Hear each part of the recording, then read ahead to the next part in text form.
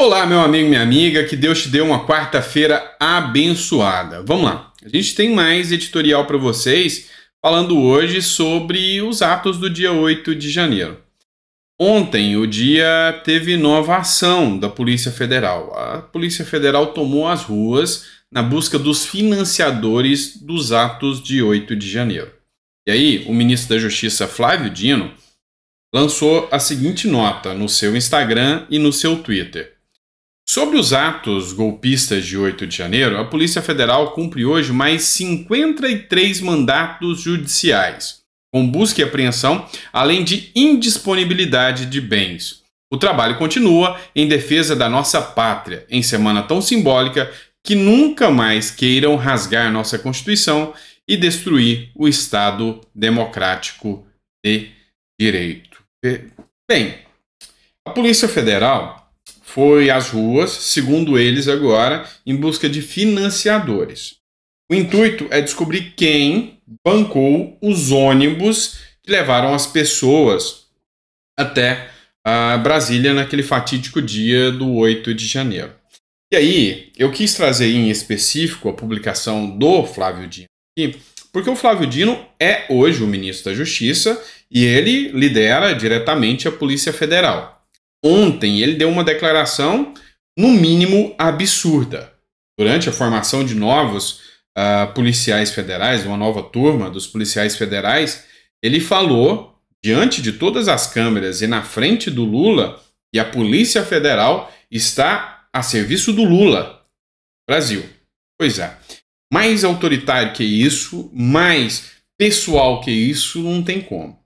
A Polícia Federal é uma instituição séria e que tem que ser independente. Ela nunca pode estar a serviço de um homem.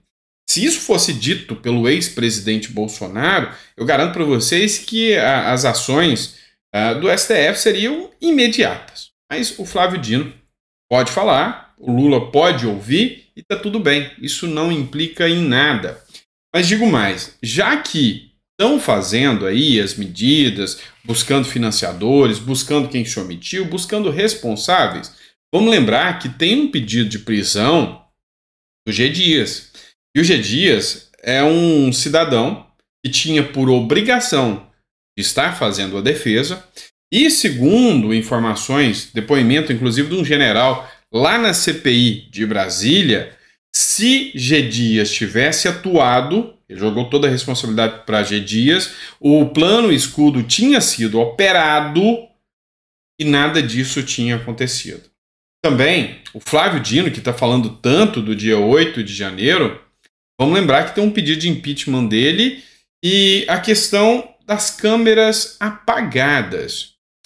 Vamos pensar comigo, se essas câmeras tivessem sido apagadas pela Polícia Militar do Distrito Federal, pelo secretário de Segurança da Polícia Militar do Distrito Federal, qual seria a reação imediata? Como que a mídia ia estar tratando isso? Como que o judiciário ia estar tratando isso? Então, a gente começa a entender que, sim, há uma proteção, há uma blindagem para quem está na base do governo. Tem que se discutir. Você já parou para pensar? Se fosse o caso contrário, se tivesse imagens do quartel de Brasília saindo de lá de dentro e essas imagens tivessem sido apagadas? Enfim, tem muita coisa que ainda tem que ser descoberto sobre esse 8 de janeiro. E olha só, segundo alguns aí, pode chegar até em gente graúda. Pouco não, muito graúda. É muito mesmo. Olha só os devaneios da grande mídia. A Folha de São Paulo. Elon Musk, um dos homens que já foi o mais rico do mundo, acho que ele não está com esse título mais. Elon Musk se reuniu com o governo após 8 de janeiro. Criticou Moraes e jamais removeu post golpista. Então ele se reuniu com o governo? Qual governo? Qual? Do Lula? 8 de janeiro sobrou até para o Elon Musk. É o que o Magno Malta diz aqui. Nessa reunião do dia 12 de janeiro, envolvendo o homem mais rico do mundo, Elon Musk, e membros do governo brasileiro, incluindo João Brant, que se tornaria o secretário das políticas digitais da SECOM, foram discutidas medidas para combater o que a esquerda chama de conteúdo golpista e aplicar as políticas do Twitter. O contraditório disso tudo é que o próprio Musk fez um Twitter contestando as eleições brasileiras. Então, a lógica esquerdista, ele incitou o golpe, o terrorismo de 8 de janeiro? Pois é. Será que vão pedir prisão do Elon Musk? Já pensou que doideira? Imagina, pensa comigo, um pedido, um mandado de prisão do Elon Musk, expedido pelo Alexandre de Moraes, a ser cumprido pela Interpol. Para pra pensar que doideira que seria? Pois é, porque se o Elon Musk fosse um parlamentar aqui do Brasil, direita, já tinha caído. Agora, se fosse o Flávio Dino e fizesse postagens, twitters, questionando urna, tudo bem. Se fosse, e não que eu acredite, não que eu esteja questionando, tá? Não vem jogar pecha pra cima de mim. Eu só tô falando aqui. E se fosse o cara que entrou com a ação pedindo a inelegibilidade do Bolsonaro? O Lupe, do PDT, e fez vídeo antes falando que não acreditava e queria o voto impresso. Vai ser, com toda certeza, abafado.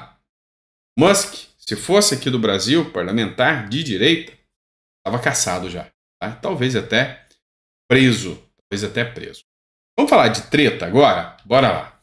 Treta feia. Valdemar da Costa Neto, o Ricardo Nunes e o Bolsonaro. Pois é, por que eu coloquei essa cena aqui? Foi o Von Serran que publicou. Quando o Valdemar começou as tratativas sobre o vice de Nunes, muito se especulou sobre a entrada de Fábio Weingarten. Era uma indicação direta de Bolsonaro, mas questionada pelo núcleo de Nunes, o próprio PL, Fábio era visto pelo partido como alguém que não teria a pegada necessária para São Paulo. Pois é. Ricardo Nunes é um nome, PL apostou nele. Vocês sabem que tem uma característica marcante aqui do nosso canal. Eu não faço parte de bolhas, eu não passo pano para político nenhum. Isso aí é a minha forma de ser. E aí, ontem eu recebi algumas críticas um pouco mais acaloradas. Eu fiz críticas ao PL. E tem muita gente acreditando, de verdade mesmo, que o PL é um partido totalmente de direita. O Valdemar da Costa Neto sempre foi defensor dos valores da direita. Dá uma pesquisada no Google sobre o Valdemar da Costa Neto. Então preste atenção no que eu vou te falar. Eu não estou criticando o Valdemar da Costa Neto, não. Estou criticando a política como um todo. Preste atenção no que eu digo. Partidos políticos não têm ideologia. Têm vontade de estar no poder. Ponto. E aí, eles estão com o Nunes, tá? Com o Ricardo Nunes. Não é porque o Ricardo Nunes é um conservador de direita. Nem pensar. Então, com o Ricardo Nunes, porque ele está com a máquina pública na mão e tem chance de ganhar na Prefeitura de São Paulo. Mas dá uma olhadinha nisso. Olha só. Eu, do lado de Bolsonaro, Nunes se esquiva de questão de estudante. O prefeito Ricardo Nunes diz que não tem proximidade nem com o presidente Lula, nem com o ex-presidente durante a palestra a estudantes da FAAP. E adivinha quem publicou isso aqui? Ricardo Salles, que está criticando muito a postura do PL e falou nada como um dia depois do outro. Então, entendam uma coisa.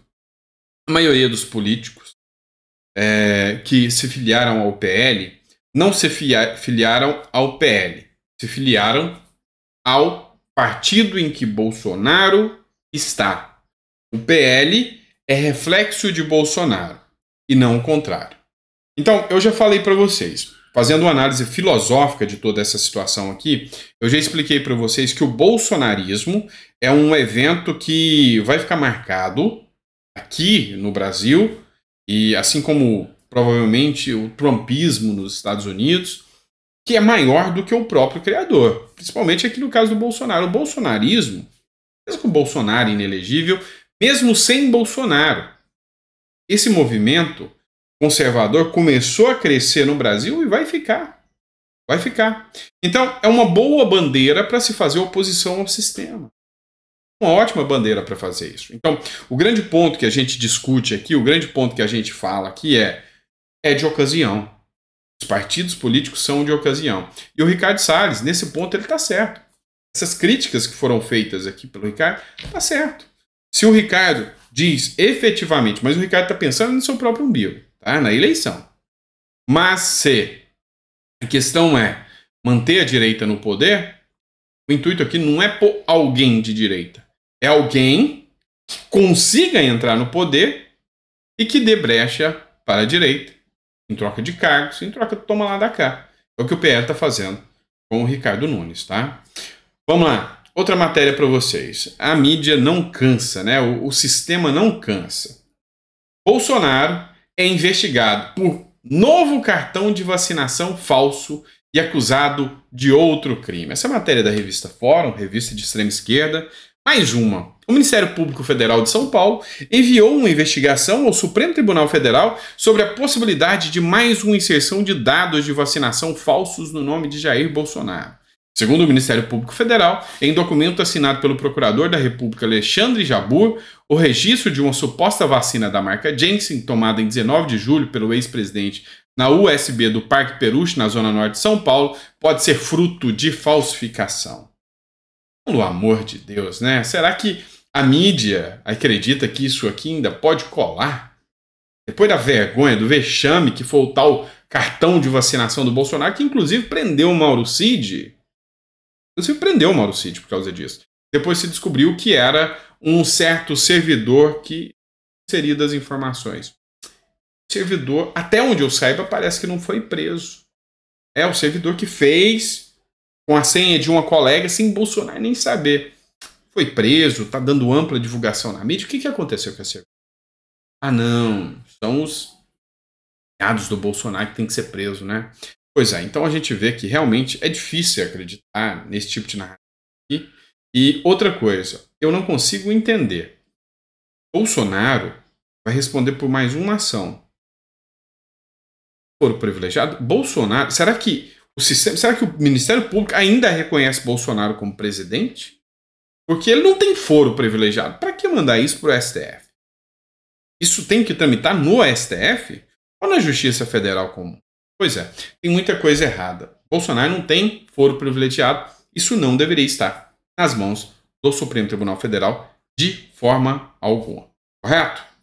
É isso, pessoal. Espero que vocês tenham gostado do nosso editorial. A gente está aqui para tentar discutir um pouco mais tudo que está acontecendo no Brasil, né? E aqui a gente faz de forma independente, vocês sabem disso. Que a sua quarta-feira seja abençoada. Semana que promete pouco, né? No mundo político, né? E quando fica parado, é até mais tranquilo, né? Mais aliviado. Porque quando a gente traz notícia, a maioria é bomba, né? A maioria é bomba. Mas é assim mesmo. Bom, grande abraço, fica com Deus e até o próximo editorial.